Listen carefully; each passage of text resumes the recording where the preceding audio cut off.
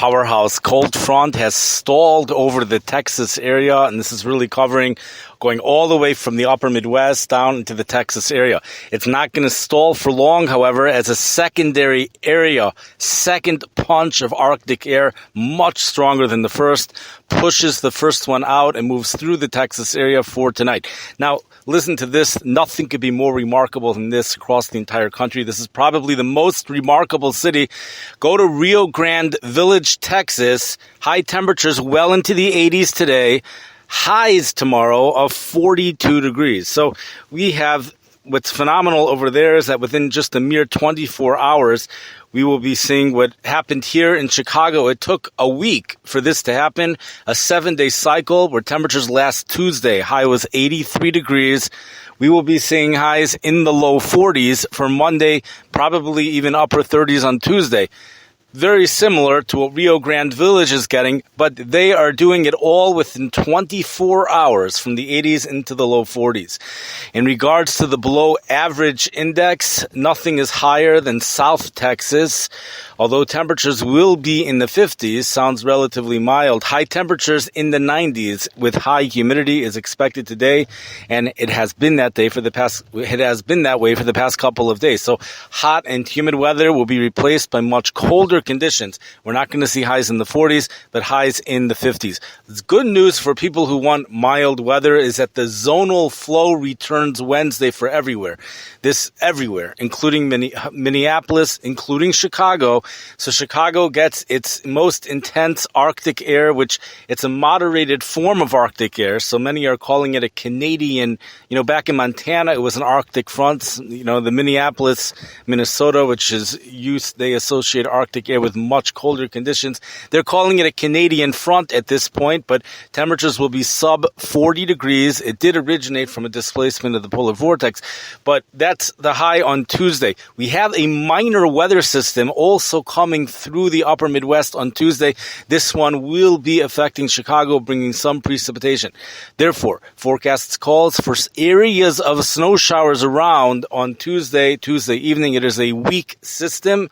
The weak systems are more predictable, more reliable, but they're weaker. Nothing too exciting going on with that. Just a cold Tuesday, breezy, along with snow showers at times, especially the afternoon and evening. We go into the zonal flow. It's just instant warm up. It's just amazing how the winds become southwest so quickly, even here in Chicago and Minneapolis, all at the same time as temperatures warm back up. 50s, probably even 60s.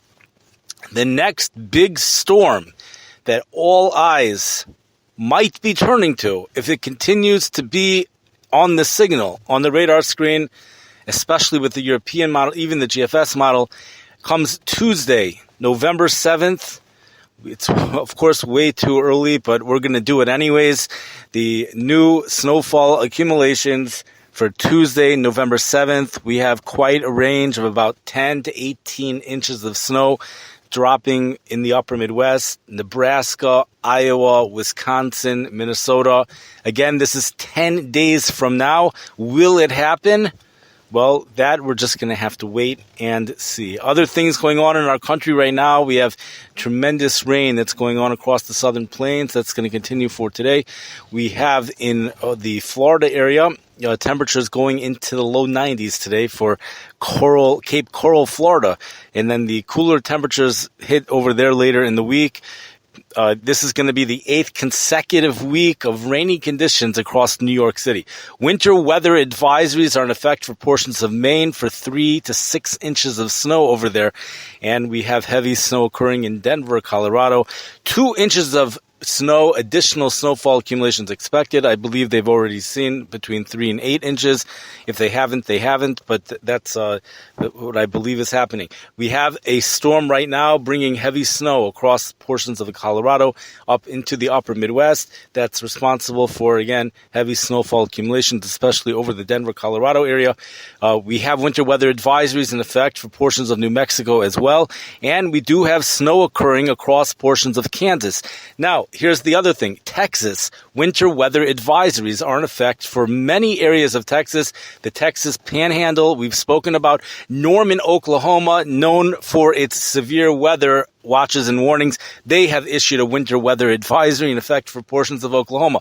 This is all due to icing, freezing rain, and sleet. When it comes to that stuff, we're extra cautious when we come to issuing advisories, meaning advisories are issued just like that. If there's any chance of anything frozen on the ground, especially in those southern cities, even in the northern cities, it really doesn't take much before we have a winter weather advisory. So that's all going on for the Texas area, portions of northern Texas. The cold air is spilling in. Again, the real cold air is going to push this cold air out and push in the real cold air that comes into Texas later on today, into tonight. And I'm sure there is a severe weather outbreak expected somewhere ahead of that front. And I know there's major things we have not covered. If they come to me within the next 10 seconds, we will cover them.